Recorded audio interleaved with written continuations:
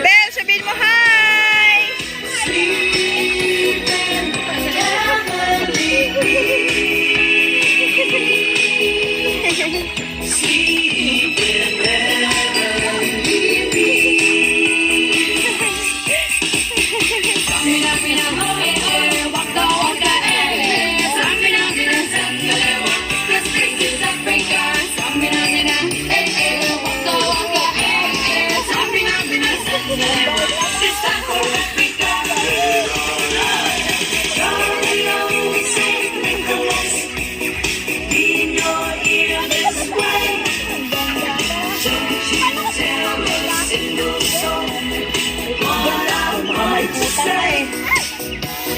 Christmas Eve is coming soon. Now you dear old man, whisper what you bring to me.